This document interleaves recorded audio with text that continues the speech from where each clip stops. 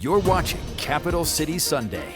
In the primary, voters will consider two referendum questions that could affect how elections are run in Wisconsin. One asks voters whether private funds should be used to conduct elections. The other deals with the role of election officials. Political reporter Darielle Fair has more.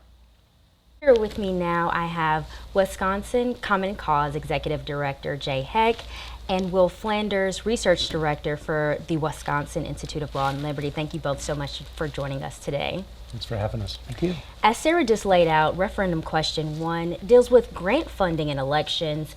Will, we'll start with you. Can you talk a little bit about the process that went into having these constitutional amendments put on the ballot and what the issue is here? Sure. So in order for an amendment to be on the ballot, it has to pass the legislature 2 consecutive sessions. And that was done, and now it's on the ballot for the spring election. The key question here is whether or not we want private funding from outside interests. So, for example, someone like Mark Zuckerberg or someone on the right, like the NRA or Elon Musk, actually funding directly election administration. We saw that during the 2020 election. A lot of us out there think that's something we shouldn't see continue, and this amendment would bring that to an end. There's a second amendment we can discuss subsequently as well that's also related. And Jay, can you talk about how those funds were used in the 2020 election and the concerns that some organizations may have if these referendums pass?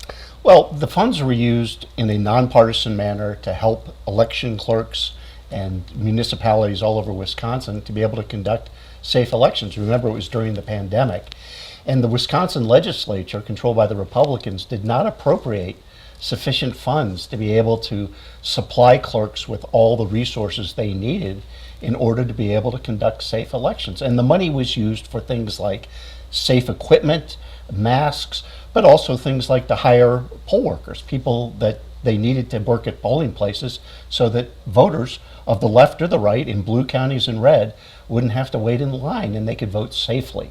So the money, had it been appropriated by the Wisconsin legislature, there wouldn't have been a need for this private money, but it would be a mistake to outlaw it unless the Wisconsin legislature works with the governor to appropriate sufficient money to conduct elections safely. Will, your organization and also Republican lawmakers have argued that these funds were disproportionately allocated during the 2020 election. Can you explain why? And then also, can you talk about can you talk a little bit about whether you think that this money impacted the outcome of the 2020 election? Yeah, so what we see in the with the CTCL funding, that was the Center for Tech and Civic Life, it was the major source for these funds. What we saw was that the funds went disproportionately to Democratic-leaning communities in the state. Now, folks that are defending CTCL will say any city that applied for the grant could have it, and that's actually true. But I think what we see here is really a dangerous precedent. Without this constitutional amendment passing, we could have an outside funder come in and only, exclusively fund elections in, say, conservative-leaning parts of the state or liberal parts of the state. So now that the precedent is established, even if you think CTCL acted objectively, we think that there's a chance for more negative things happening in the future. When Jay mentions, the need for more public funding, I think that's something worthy of discussing, right? If we're going to pass this amendment, I think the door is open to have discussions about whether more public funding is needed. I will say there were communities like Oshkosh that didn't get any CTCL funding. It's still a sizable community in Wisconsin. Nonetheless, we're able to conduct their elections without this funding coming in. So while there is need to sort of look at those options, it's worth considering the need for more public funding going forward. And to your point, Will, as Will just stated, there's a conversation around these funds posing a threat to election integrity. Do you have a response to that, Jay? Well, again, these funds were not used for anything other than to administer elections safely. They didn't support one side or the other. The fact that there were larger cities in Wisconsin that received more money makes sense because that's where the population centers of Wisconsin are.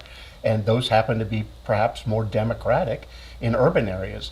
But again, any rural area that applied for the money was able to receive it. So again, I think in the best of worlds, it would be better not to have private money, but I think it would be a mistake to outlaw it unless we have sufficient resources that will be coming from the legislature and the governor.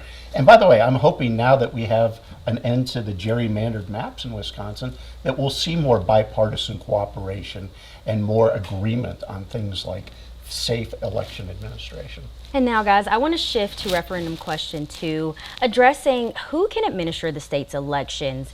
Jay, should voters be concerned about the current language in Wisconsin's Constitution?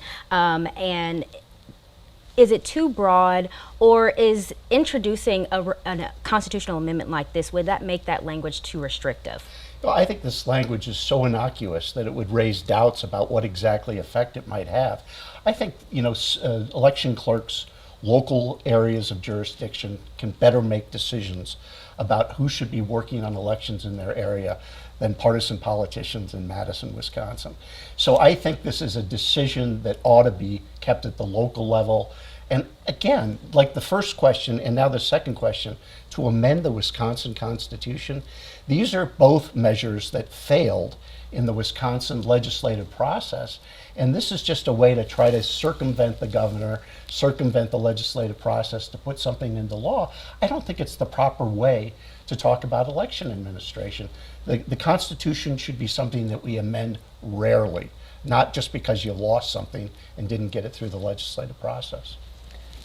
And then I have a question for you both. You can start us off, Will. How do you think these constitutional amendments, if passed, will ultimately impact our future elections here in Wisconsin? Yeah, so I think, we discussed a minute ago, we alluded to the concerns people have still about the 2020 election. Will, the organization, not me personally, although me personally as well, did a large report, looking at a lot of the allegations that were out there and finding a lot of them, again, not to be based on reality, but there's a sense that we need to restore faith in our democratic process. And I think by passing these 2 amendments, we'll take this issue effectively off the table. And folks that are concerned about elections will at least see that something is being done to improve our election integrity. And it's something tangible and real that can actually make an improvement and not have these out-of-state billionaires funding our elections at the same time.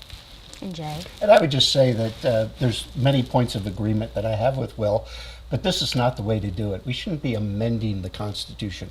What we should do is have a bipartisan solution with Republicans working with Democrats and the governor and with voting rights groups and everybody else to administer elections safely. That's in everybody's interest, whether you're from a rural red county or an urban blue county.